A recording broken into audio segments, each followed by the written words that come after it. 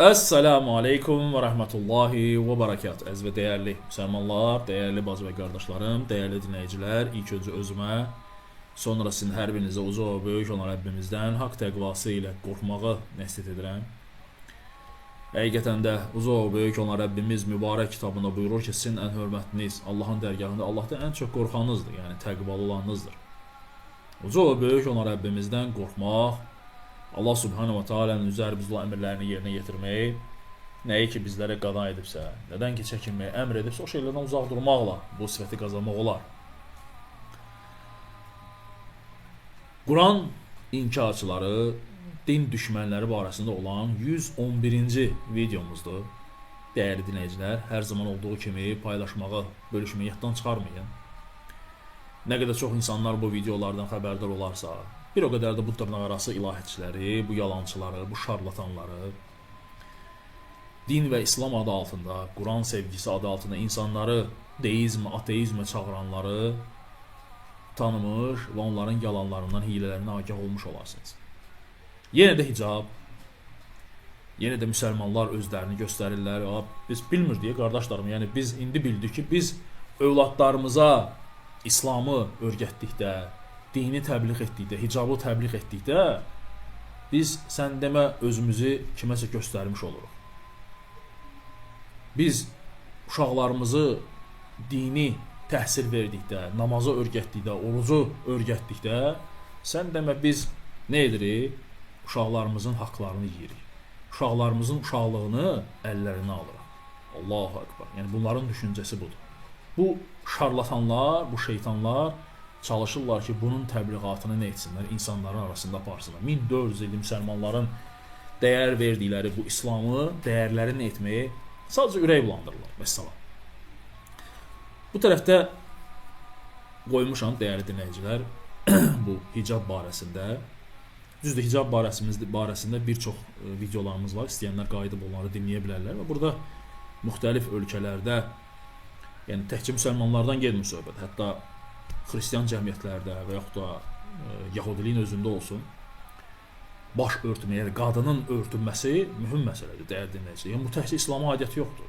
Hətta bu dinsizşünas da burada etiraf eləyəcək ki, yəni bunun təkcə İslama aidiyyəti yoxdur. Hətta digər dinlərdə də baş örtülmək var, dəyərli dinləyicilər. Yəni bu bizim özümüzün fikirləşdiyimiz, bizim özümüzün ortaya atdığı bir şey, yəni İslamın ortaya atdığı bir şey deyil. Bu həmişə olub. Həmçinin saqqal, dəyərli dinləyicilər. Bir də dinləyək. Görək nə deyir, ondan sonra inşallah o videoları qoyacağam. Həm də anlasınlar, zorla etdirdikdə uşaqlarda, gənclərdə, yeniyetmələrdə dinə sevgidən çox aqressiv bir münasibət yaşayır. Ay xanım, necə aqressiv, necə dinə nifrət. Əksinə, elə dinə sevgi ondan gəlir də. Bax, sizə öyrətməyiblər. Uşaqlıqdan sizə dini nə olduğunu, İslamın nə olduğunu öyrətmədiklərinə görə siz bu günləri çıxmışsınız, açıq aydın İslamın əleyhinə təbliğat aparırsınız.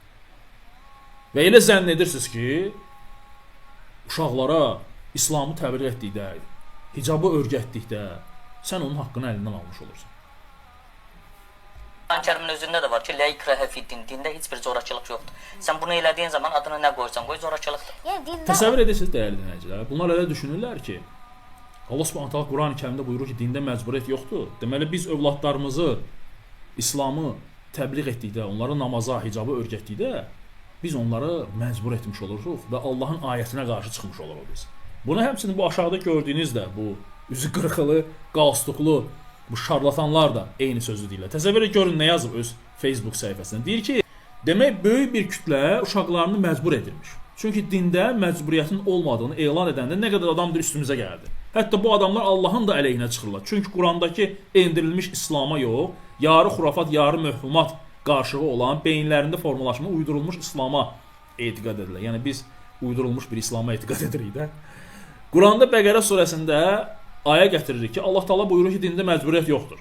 Adamlar heç veclərinə də almırlar. Demək çoxu Quranın Allahına da inanmamışlar. Sadəcə öz düşüncələrində bir tanrı obrazı uydurub ona inanmamışlar.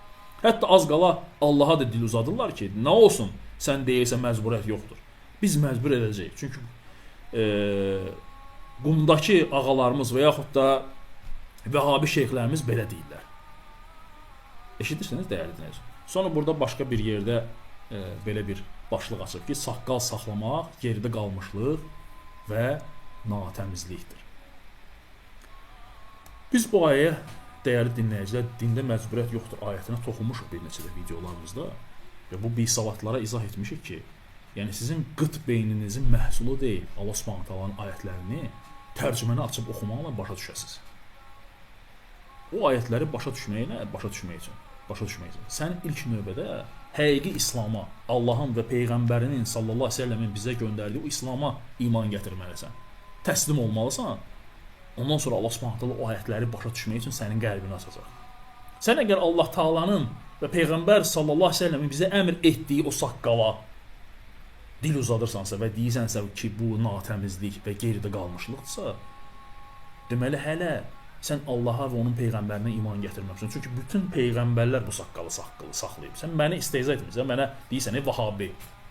Yalansa Allah sənə dilvi qurutsun. Sən özün də bilirsən ki, Vahabi deyilən bir şey yoxdur.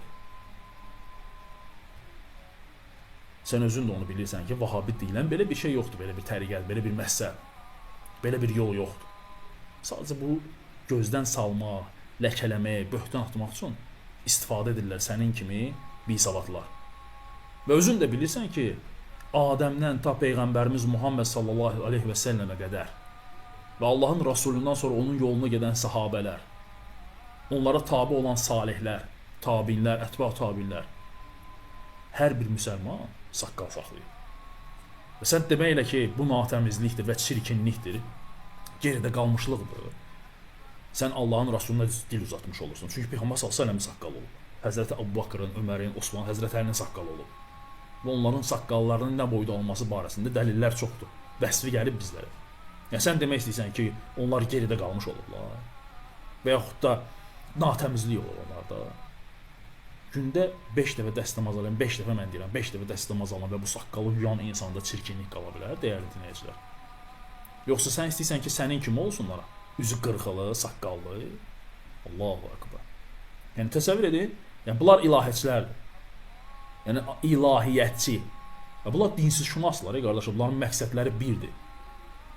İslam'a içəridən etmək, dağıtmaq. İnsanları ateist və deist etmək. Və bu ayəti də bu qıt ağılları ilə bunlar səhv başa düşürlər. Dində məcburiyyət yoxdur. O demək deyil. Sən əgər ailəvin içərisində İslamı dəvət edirsənsə, deməli sən məcbur etmiş olursan. Yox, bunun İslamı, bu məcburi, bu ayətin bizim ailəyə, yəni sənin öz ailəvin içərisində aidiyyəti yoxdur. Peyğəmbər sallallahu əleyhi və səlləm, bunu izah edirəm. Bu bisavadlardır, qulaqlarını açıb eşitsinlər. Peyğəmbər sallallahu əleyhi və səlləm buyurur ki, dəyərli dinləyicilər, sizlərdən kimsə bir münkər gördükdə, yəni pis bir əməl gördükdə, onu əli ilə düzəltsin. Və Allah Rasulü sallallahu əleyhi və səlləm buyurur, əgər bacarmırsa, dili ilə düzəltsin.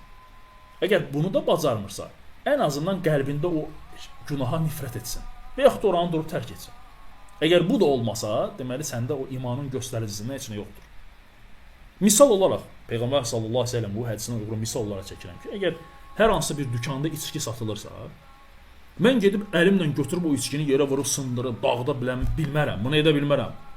Çünki buna mənim ixtiyarım çatmır. Mən gedib ona təbliğatımı apara bilərəm. Deyərəm ki, gözəl insan, Allah Subhanahu taala içkini haram edib və onun satışını da haram edib. Satma haramı. O mənə qulaq asmasa, mən qəlbimdə nifrət edəcəm ki, əlhamdülillah, mən dəvətimi apardım. Mənim boynumda olan getdi. Yaxşı, bunu dində məcburiyyət yoxdur, bax, buna aiddir. Mən gəlib öz ailəmin içərisində mənim övladım evə içki gətirirsə, mən onu əlimlə götürüb dağıda bilmərəm. Əlbəttə eləyə bilərəm, bu mənim ailəmin içidir də. Və yaxud da övladım hansısa bir günaha gedirsə, mən ailəmin içərisində bunu edə bilmərəm, eləyə bilərəm. Deməli, bu ayətin deməli, tətbiq olunma məqamları və tətbiq olunma yerləri var. O demək deyil ki, evdə kimsə öz ailəsinə hicabı təbliğ edirsə öz övladına və yaxud da namazı öyrətmək istəyirsə, dində məcburiyyət yoxdur, deməsə ona təbliğ eləyə bilməz. Yox, belə bir şey yoxdur. Mən yad insana gedib deyən mərəm ki, tutub qulağından gətirən mərəm ki, gəl namazlı qıl, gəl hicab tax ki, yəni bunu eləyə bilmərəm, bəli. Dində məcburiyyət yoxdur bu.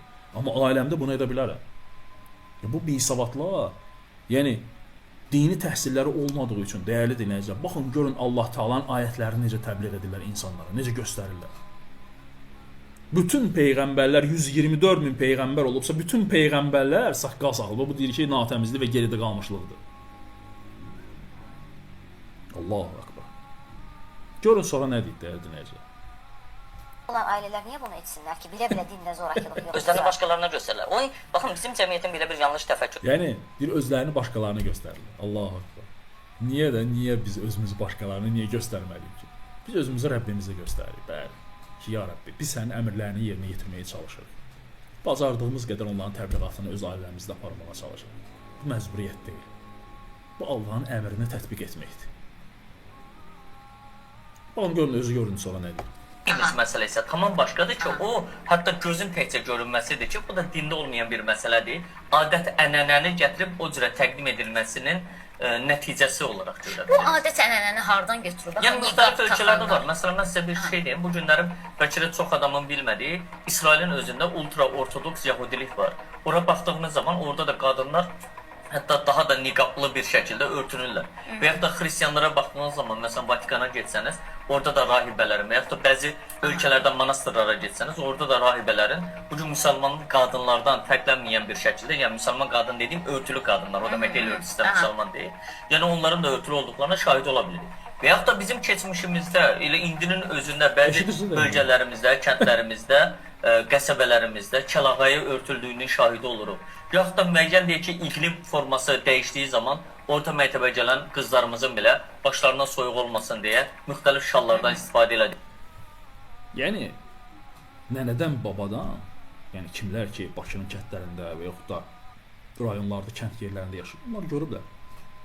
Bizim qadınlarımız necə geyiniblər, necə örtünüblər, necə taxınıblar, necə Allahın dinini, o hicabı qoruyublar, dəyər veriblər. Özü də etiraf edir ki, Yahudilikdə və yaxud da xristianların üzərində olsun. Yəni bu təkcə İslama aid olan bir məsələ deyil, bütün dinlərdə bu var. Çünki dinlərin əsli hamısı eynidir axı qardaşlarım. Tək Allaha çağırmaq olur. Bütün peyğəmbərlər İslamı təbliğ edir, tək Allaha ibadət etməyi təbliğ edir. Ona görə görürsən ki, müəyyən məsələlər hansı ki, bu günləri İslam dinində var, o bundan əvvəlki dinlərdə olur. Əlhamdülillah. Baxın, dəyərli dinləyicilər, Azərbaycan filmidir, o olmasın, bu olsun. 56-cı ildə çəkildi, arası 70 il bundan qabaq. Bir dənə balaca bir səhnədir. Dinləyin özünüzdə. Qoy bunlara da bəlkə bir ibrət olsun.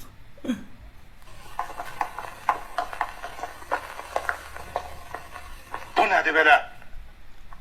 Evdən bu sayaq niyə çıxırsan? Daha balaca deyilsən axı. Ged bu saat çadranı sal başına. Bəs sənin gözün hardaydı? Yanındakını da görürsünüz də, dəyərli necə bağlanır. Bu Azərbaycanın dəyərləridir, dəyərli dinləyicilər. Əlhamdülillah ki, indiyə kimi o dəyərlər qorunub saxlanılır.